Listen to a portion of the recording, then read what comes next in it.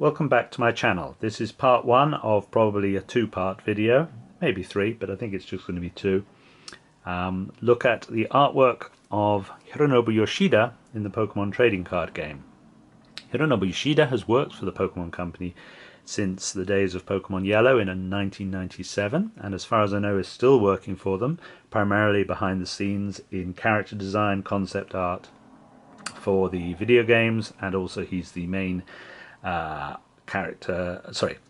concept artist for their art for the World Championships, not the TCG card, but the overall concept art for the whole events for the World Championships. And he, yes, was still credited on Legends Arceus as a concept art, Pokemon and human character design artist, and therefore I assume he is still working for the Pokemon TCG. But we are, working for the Pokemon Company.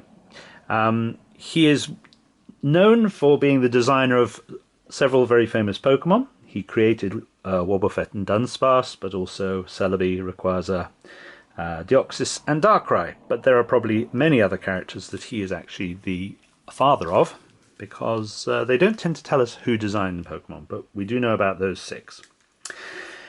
So we're going to look at his work for the Pokemon TCG. And the first card he did was this card, which is Scyther, and it came out in Japanese in Vending Series 3 of November 1998. There is also a holofoil version, which I do not have, which came out in the Quick Starter gift box of December 98. Quite a simple card, and back at this time his artwork was very much in the school of Ken Sugimori, but he will, as you will see during this video, developed his own very distinctive style. But back then it was not as evident, and this English promo card came out almost 4 years later in English than the Japanese one. Was a Pokemon League promo in April of 2002. Associated with the vending series was, of course, the Mazaki cards, where you had to send away a Kadabra and you would be sent back a Gengar. A very famous card, and this is his first real iconic card. It's a very beautiful card, and that is the Mazaki Gengar, which was available from November of 1998 through till April of 1999. The next cards that we have to show you are his work for Neo Genesis, which in Japanese came out in February of 2000, and English it was released in December of 2000. And he did 4 cards for Neo Genesis. The first one being the IPOM, and that's the Japanese first edition and unlimited. And it's the first ever IPOM card. Who knows if he's really the designer of IPOM? We do not know. But it's very lovely. He also did the Gligar card, which is a very Sugimori-like piece of artwork. Very nice card. First Gligar card. And just do a close-up of that one. That is a very beautiful piece of artwork. But very cartoon, very Sugimori. And obviously the background, Totodile, is the third of the non-holos that he did. This is the Japanese print, and you really could mistake that for a Sugimori card. Great artwork. And in English it looks like that. Very similar. And then he did one holo for the Genesis set, which is this thing, and I do not have a Japanese print, I'm afraid. I've just got a first edition English and a couple of unlimited English. But it is a very beautiful card, and it's a very famous, infamous card, much sought after. So already by this time he had created 2 of the most chase cards, or whatever you could call them. moving on, let's see, what was the next card? Well, the next card was actually this little promo, which came in Korokoro. It's the Sizer card, and it actually, because it just predates the release of Discovery, it actually is the first ever Sizer card. So this one, the Japanese print, came out in Korokoro of June 2000, and the English one was a Pokemon League promo of 2001. So that's the Sizer card. Neo Discovery came out just after that in July of 2000. And let us see. Well, the first, there are how many cards? Let me just count them. 1, 2, 3. There's 5 cards from this set. Now, I always say when I'm talking about cards from this period, the artwork is stretched because, as you'll see, the box for a Japanese Neo Discovery, or it was called Crossing the Ruins, is shorter, and when they, both this set and the next set, Neo Revelation, they had larger boxes in English, so they stretched the artwork to fit the box, which means that the artwork that we got in English is a misrepresentation of how the artist wanted the card to look, I guess. So I do prefer to look at them in Japanese, because that is how they are supposed to be shown. So this is his Larvitar card, and then we have the same with the Pupitar card. Now the Pupitar is the first indication of his new developing signature style, with a slightly more graphic quality, bold outlines, and flat color palette.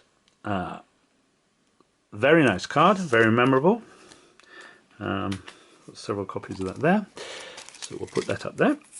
And then there were 3 holofoils that he did for this set, and they were well, they weren't always holofoil, because of course we had non-holofoil versions as well in English, but we'll look at the holofoils. So we have Smeargle here, and you can really see, if you look at the top of his head there, how it's been stretched in English. It's got more of a domed head.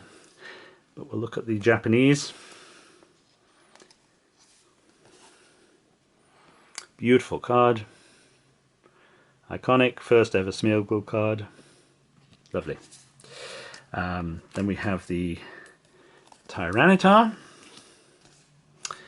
That's the Wobbuffet we'll look into in a moment.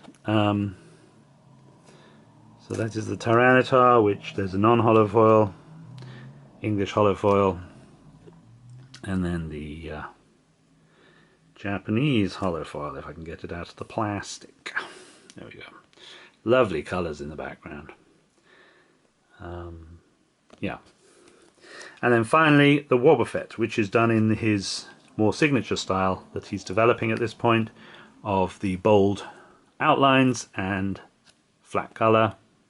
Simplistic, but as I say, it's his signature style that we will see develop more and more and more throughout his career. So there's the Japanese print of the Wobbuffet. Very lovely. So that was Neo Discovery. The next one is, he only did 2 cards for Neo Revelation.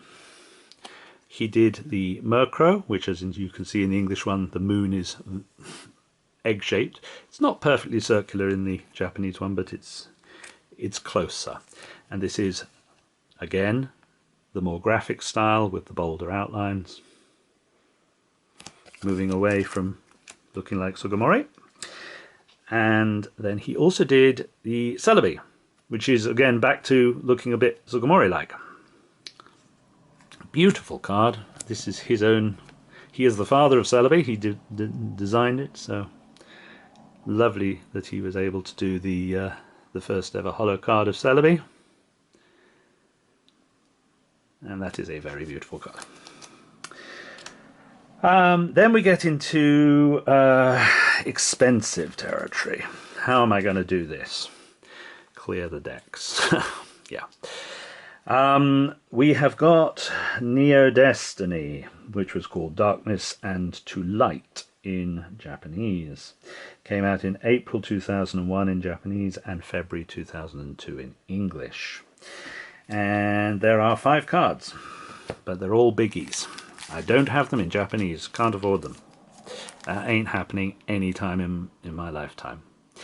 And these are all the graphic style, thick outlines. There's a Shining Raichu. I am not taking these out of the plastic, I'm afraid. It takes too long to do anyway for a video. The Shining Kabutops. The Shining Mewtwo. Actually, I will take the final one out of the plastic as a special occasion. Shining Celebi. And Shining Charizard gone. We'll have a go at... Doesn't often get out of here, but there we go. Must keep all the dust and muck away. So that is the Shining Charizard.